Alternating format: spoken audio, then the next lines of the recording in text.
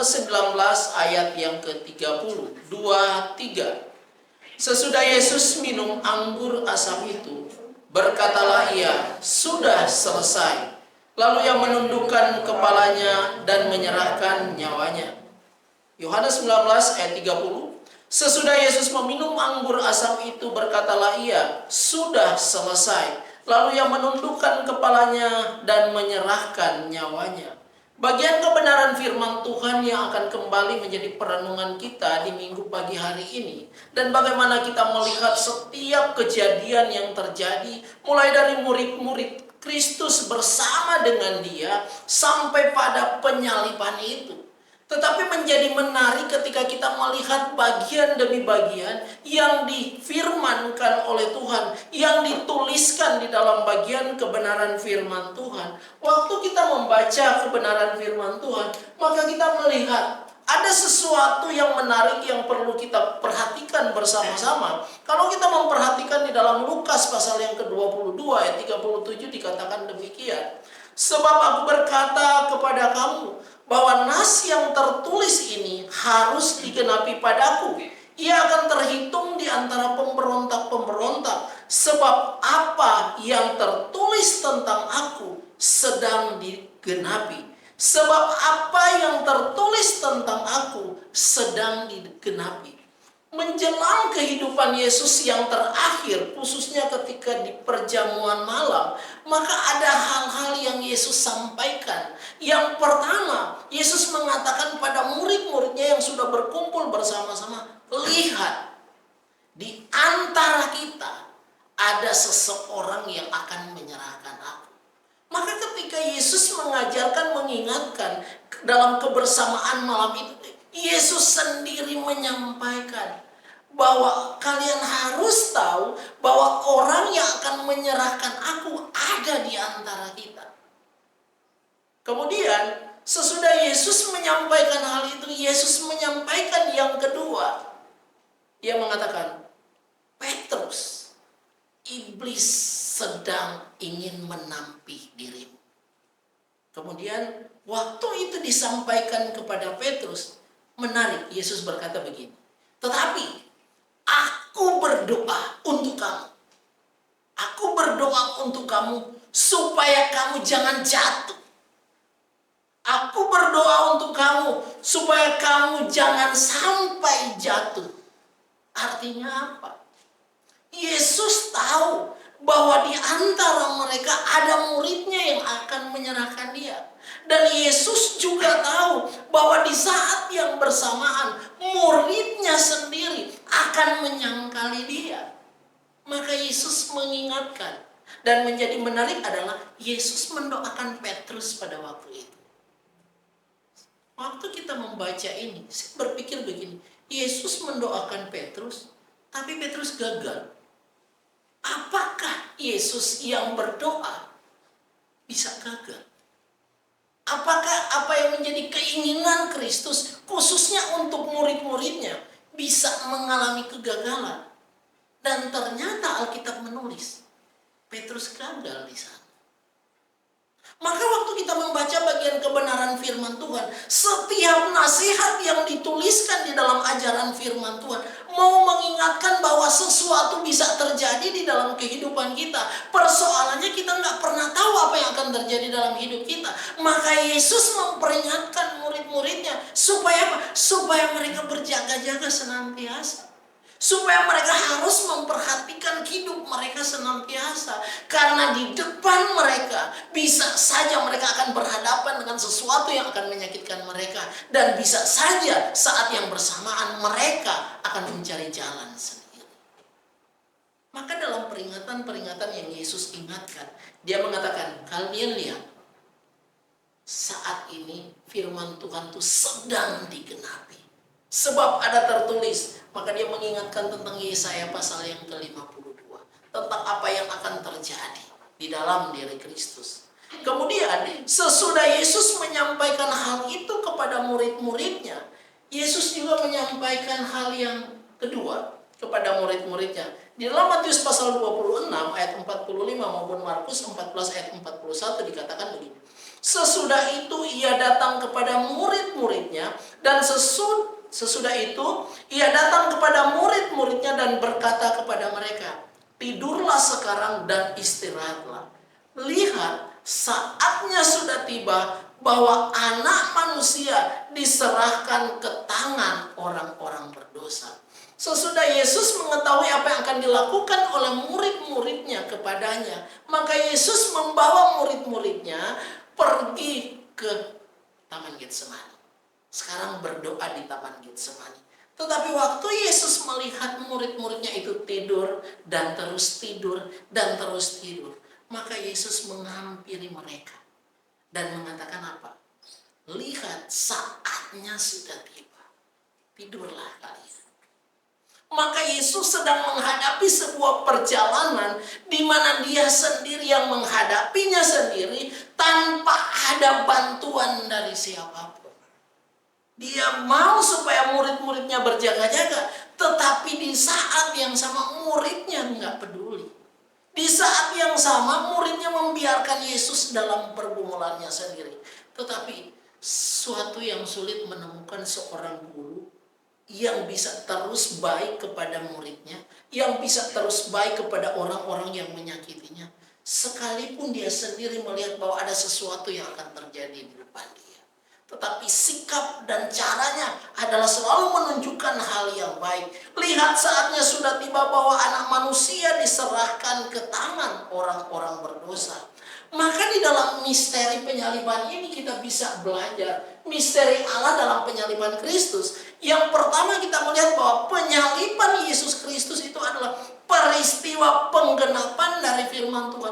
Apa yang sudah dituliskan mulai dari kitab Kejadian, kemudian dituliskan di dalam kitab Yesaya dan para nabi, sekarang adalah penggenapan yang akan terjadi pada dirinya. Kalau sebelumnya Yesus mau ingin dibunuh, dia bisa hilang di tengah-tengah orang yang ingin membunuh dia. Karena waktunya belum tiba. Kemudian ketika murid-muridnya mau melakukan hal yang salah satunya menjual dan menyangkal, bisa enggak? Yesus langsung kamu akan melakukan ini padaku. Hati-hati kamu. Bisa, sangat bisa. Yesus sudah tahu apa yang akan terjadi. Tetapi kita bisa melihat di sini lagi mau menunjukkan inilah penggenapan dari firman Tuhan. Maka kalau sudah waktunya, nggak ada yang bisa menghalanginya. Kalau sudah waktunya, nggak ada yang bisa menundanya. Itu pasti akan terjadi dengan sendirinya. Maka penyaliban Yesus Kristus adalah peristiwa penggenapan firman Allah. Dan yang kedua, Yesus mengetahui bahwa dia akan diserahkan ke tangan orang-orang berdosa. Bisa nggak Yesus menghindar? Harusnya bisa. Bisa nggak Yesus nggak mau supaya dia diserahkan? Kenapa? Karena sebelumnya dia bisa kok menghindar dari orang yang banyak yang akan mencelakai dia. Tetapi kenapa saat ini dia tahu bahwa dia dijual, dia tahu bahwa muridnya akan menyangkali dia, dia tahu bahwa murid-muridnya akan meninggalkan dia, tetapi dia menerima kenyataan itu. Karena apa? Sudah waktunya.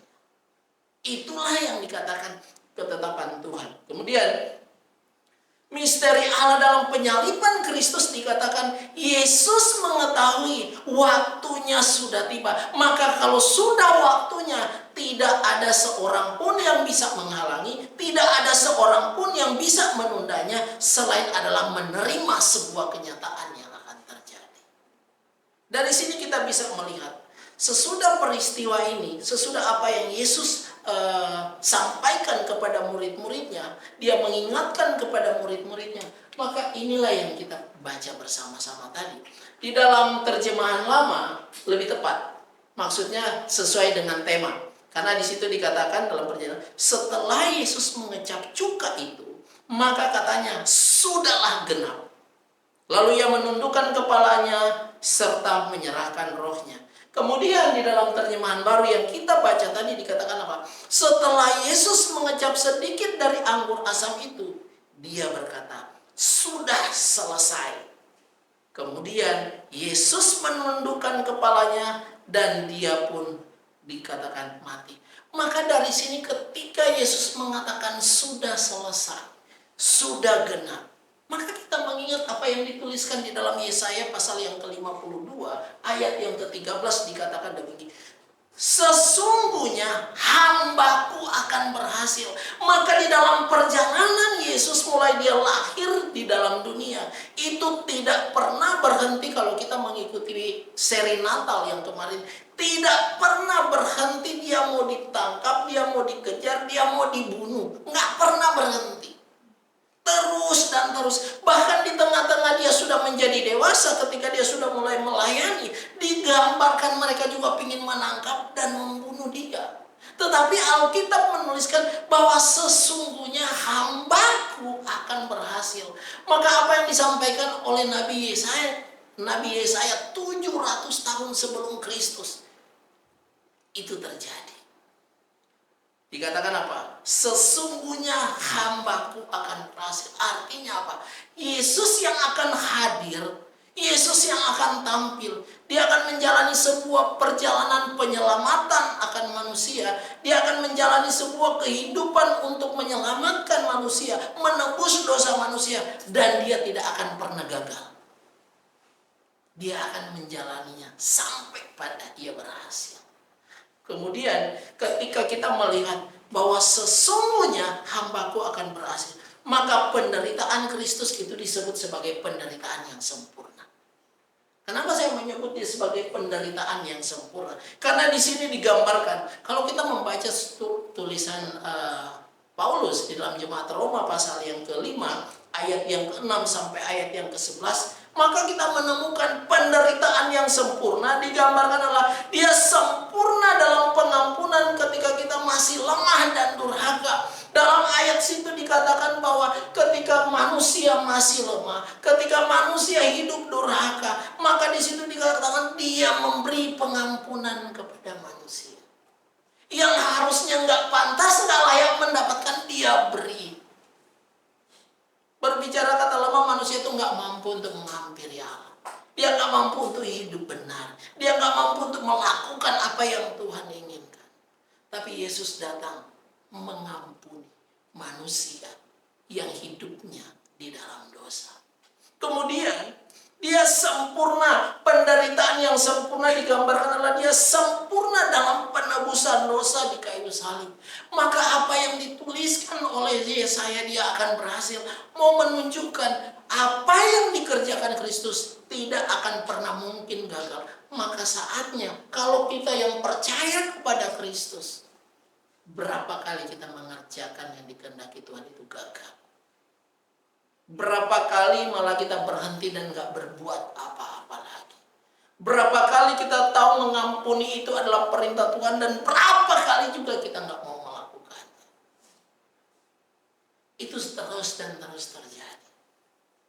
Maka ketika Yesus menjalani perjalanan salibnya sampai dia berkata sudah selesai, itu mau mengungkapkan kesempurnaannya di dalam penebusan dosa manusia.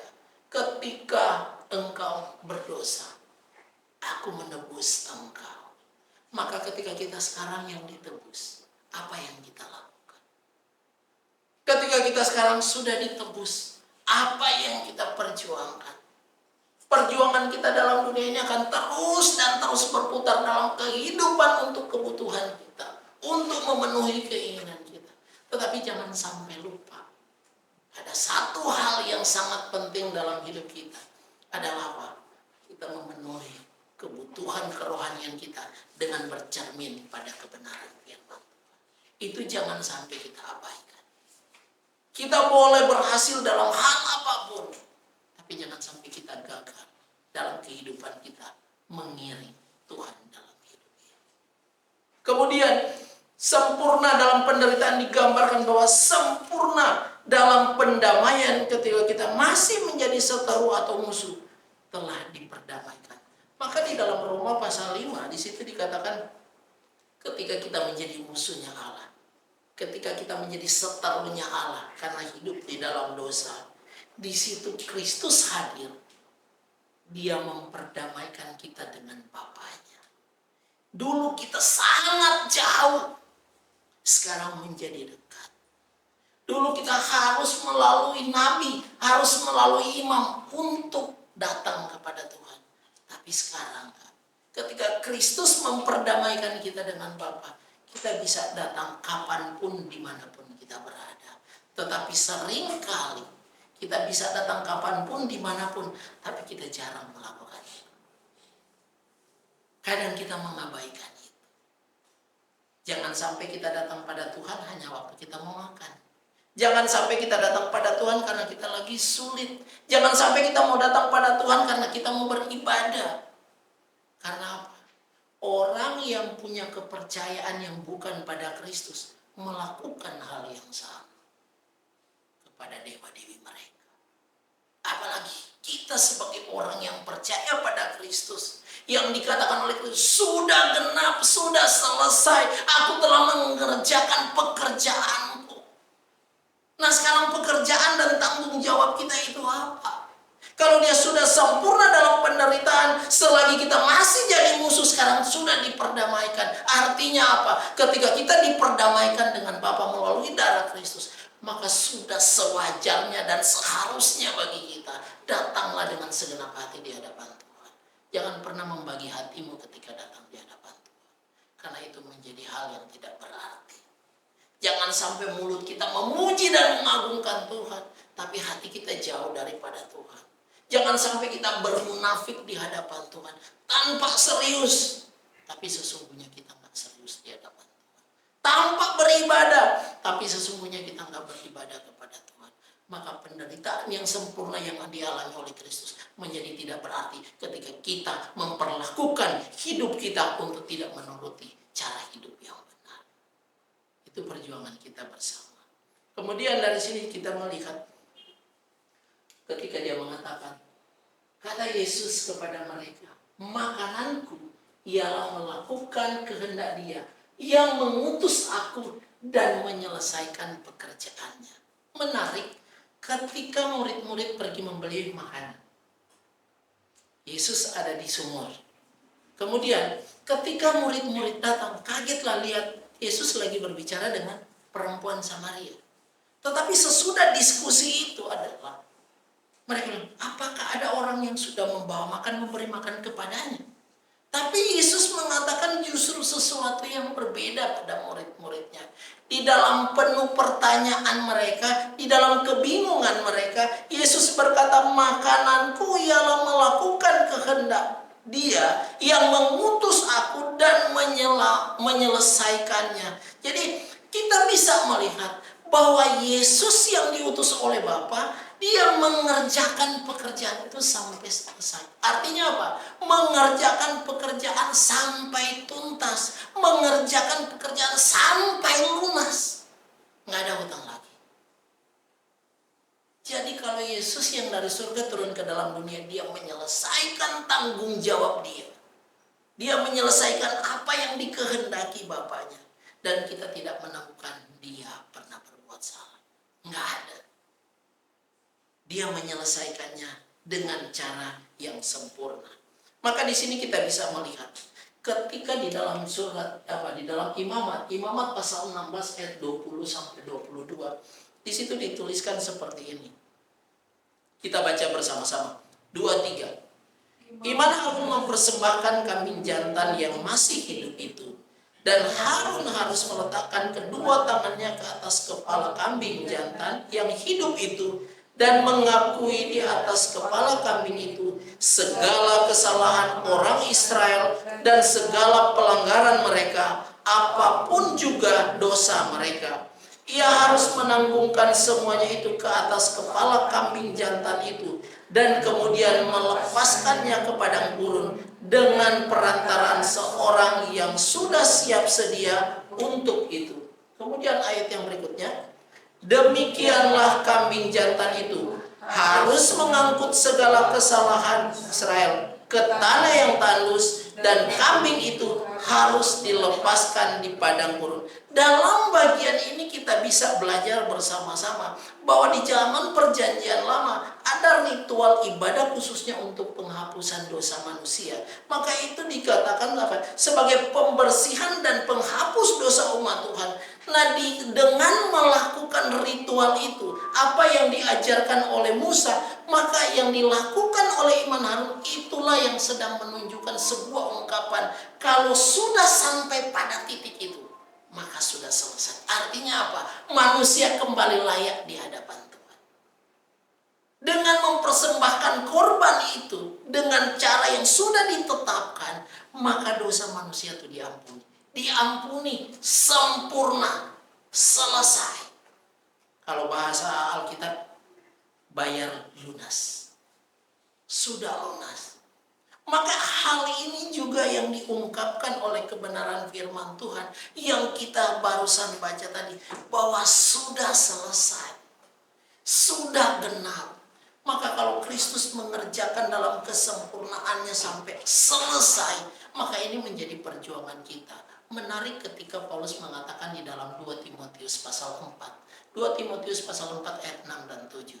Dikatakan apa? Paulus mengatakan kepada Timotius bahwa aku telah mengakhiri pertandingan yang baik. Jadi mulai dia menjadi percaya, mulai dia menjadi rasul, maka dia mengatakan bahwa apa? Karena sebentar kematianku sudah dekat, maka dia mengingatkan kepada Timotius bahwa dia telah mengakhiri pertandingan yang baik. Artinya apa? Dia menjalani kehidupan itu dengan benar. Selama sekian tahun mulai Yesus memanggil dia untuk menjadi rasul, maka dia menjalankan perjalanan kerasulannya dengan baik. Dan di dalam perjalanan kerasulannya itu dia diperhadapkan dengan begitu banyak penderitaan. Tetapi di balik banyaknya penderitaan, begitu banyak orang yang menjadi percaya pada Kristus. Di balik banyaknya penderitaan yang dialami oleh Rasul Paulus, ada begitu banyak yang menjadi alat di tangan Tuhan. Kawan-kawan dia yang terus menyampaikan Injil sukacita. Kemudian, aku telah mengakhiri pertandingan yang baik. Dia mengatakan lagi, aku telah mencapai garis akhir. Maka dalam perjalanan hidupnya yang dikatakan dia meneladani Kristus Tuhan dan Juru Selamat itu, dia pun mengatakan, aku telah mencapai garis akhir. Jadi perjalanan hidup itu jangan cuma bilang hidup itu ditentukan di awal perjalanan. Ada bilang ini nanti dilihat di akhir. Enggak seperti itu. Dari awal sampai akhir itu harus jelas. Kalau kita bilang di awal nggak jelas, belum tentu nanti akhirnya jelas. Benar nggak? Kalau kita di awal sudah jelas, biasanya akhir apa? Belum tentu juga dia jadi jelas. Tetapi yang paling penting dari awal pertengahan sampai selesai, dia harus bertanding dengan baik. Dia harus menjalani dengan baik. Dia harus mengerjakan keselamatan itu dengan takut dan gentar di hadapan Tuhan.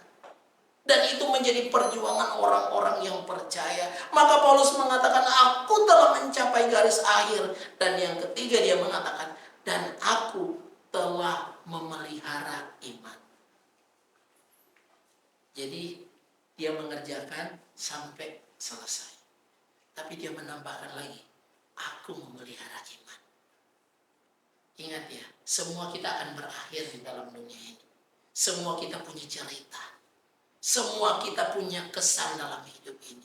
Tetapi ingat, mampu nggak kita memelihara iman sampai akhir hidup kita? Itu menjadi perjuangan kita. Itu menjadi pertandingan kita bersama. Dan Rasul Paulus sudah mengingatkan hal itu. Bahwa dia bisa menyelesaikan dengan baik. Dia sampai pada garis finish. Kemudian dia mengatakan lagi bahwa dia sudah memelihara iman. Maka 3 bagian ini mau mengingatkan bahwa kalau Yesus sendiri mengerjakan pekerjaannya sampai selesai, maka ini mau mengingatkan sebagai pembelajaran, sebagai perenungan buat kita bersama bahwa sudah genap, sudah selesai. Maka dikatakan pertama, perjalanan hidup dalam dunia ini sudah selesai. Maka Yesus lagi mau menyampaikan bahwa mulai dia lahir sampai sekarang dia tergantung di salib. Sekarang dia sudah selesai di dalam dunia ini. Dia sudah menyelesaikan pertandingannya dengan baik. Dia sudah melakukan pekerjaan yang diperintahkan oleh Bapaknya dengan sempurna. Dan di dunia ini sudah selesai. Kata Yesaya, Dia sudah berhasil. Hambaku sesungguhnya akan berhasil. Maka dari sini kita bisa melihat, kalau Yesus mengerjakannya dengan sempurna, selama dia hadir di dalam dunia ini, maka ini menjadi satu perenungan dalam hidup kita. Berapa lama kita percaya pada Tuhan? Sudah berapa lama kita menjadi orang yang percaya pada Kristus? Bagaimana hidup kita di dalam dunia ini? Bagaimana perjalanan hidup kita? Mulai kita mendengar dari sekolah minggu, Tuhan Yesus sudah menyelamatkan kita. Kita masuk jadi remaja, kita jadi pemuda. Sekarang kita jadi sudah mahasiswa dan bekerja. Kita yang berkeluarga. Perjalanan hidup kita dalam dunia ini. Bagaimana kita mengisinya? Bagaimana kita bertanggung jawab di dalamnya? Yesus menyelesaikannya dengan keberhasilan. Nah, kita menyelesaikan dengan apa? Sebuah keberhasilan dalam pekerjaan, sebuah keberhasilan dalam studi, atau sebuah keberhasilan dalam seentel hidup kita untuk hormat kemuliaan bagi nama Tuhan. Itu jauh lebih bernilai. Dan itu menjadi pegangan kita. Kemudian yang kedua, sudah genap berarti Yesus sudah menyelesaikan pekerjaan yang dikehendaki Bapaknya. Artinya apa? Dari awal sampai akhir, Yesus hanya mengerjakan pekerjaan Bapa. Kalau kita sebagai anak-anak Tuhan, dalam 1 Yohanes dikatakan apa? Kalau kita sebagai anak-anak Allah, sebagai orang percaya, disebut sebagai anak-anak Allah. Bukti kita sebagai anak-anak Allah, kita melakukan perintah-perintahnya. Apakah kita melakukan perintahnya? Jangan sampai kita hanya memakai nama aku orang percaya, tapi kita nggak melakukan perintah-perintahnya. Itu adalah kemunafikan. Jangan sampai kita memakai nama aku orang Kristen, aku beribadah kepada Tuhan, tapi sesungguhnya hidup kita tidak seperti yang firman Tuhan ajarkan. Maka itu akan berakibat fatal dalam kehidupan kita. Maka mari kita berjuang bersama-sama. Mari kita kembali melihat dalam diri kita. Mari kita menguji kehidupan kita. Bagaimana kita menjalani pertandingan dalam hidup kita hari lepas hari. Adakah Tuhan yang dimuliakan atau diri kita yang dimuliakan? Adakah Tuhan yang disenangkan atau diri kita yang disenangkan? Kalau kita masih memperjuangkan hanya untuk kesenangan kita, mari kita berubah. Mari kita mengarahkan roda kehidupan kita, perahu kehidupan kita kepada kebenaran itu. Karena ingat, bukan Pak Pendeta, bukan orang tua yang mengarahkan hidup kita kepada Tuhan, tapi diri kita sendiri di dalam tuntunan kuasa Tuhan. Biasanya orang di sekitar kita hanya mengingatkan aja, karena kita yang akan bertanggung jawab dengan hidup kita. Dan yang ketiga adalah sudah genap, sudah selesai. Manusia yang menjadi musuh telah diperdamaikannya dengan Sang Bapa. Jadi kalau Yesus sudah memperdamaikan hidup kita dengan Bapa, masakan kita masih tetap berhitung untuk menjalani hidup ini sebagai orang percaya? Masakan kita masih berhitung untuk mau serius di hadapan Tuhan? Masakan kita sulit untuk mengutamakan Tuhan dalam hidup kita? Masakan kita lebih memprioritaskan yang di luar sana dibanding Tuhan? Itu menjadi sebuah perjuangan kita. Yesus sudah selesai. Paulus sudah sampai garis akhir. Bagaimana dengan kita? Biarlah hari ini menjadi hari bagi kita yang kembali memuji diri kita. Kembali mengevaluasi kita. Supaya kita tahu, waduh ternyata saya belum selesai. Masih banyak yang harus diperbaiki. Masih banyak yang harus dirubah. Masih banyak hal yang tidak benar yang harus kutanggalkan. Sehingga ketika firman Tuhan mengatakan sudah selesai. Sudah menyelesaikan di dalam kesempurnaan. Dan Tuhan menghendaki kita juga menyelesaikan di dalam kesempurnaan bersama dengan Tuhan. Karena hanya dengan kekuatan Tuhan yang akan menolong kita. Tanpa kekuatan kita akan lemah dan hanyut oleh kehidupan dunia saat ini. Tetapi bersama dengan kekuatan Tuhan, bersama dengan kuasa Roh Kudus-Nya, akan menolong kita, memampukan kita untuk hidup di dalam kehendak dan ketetapan Tuhan. Biarlah firman Tuhan pagi hari ini boleh terus mengingatkan kita bahwa hari ini belum selesai. Besok kita nggak tahu. Tapi yang paling penting, hari ini saya tahu hidup saya benar di hadapan Tuhan. Tuhan menolong kita, Tuhan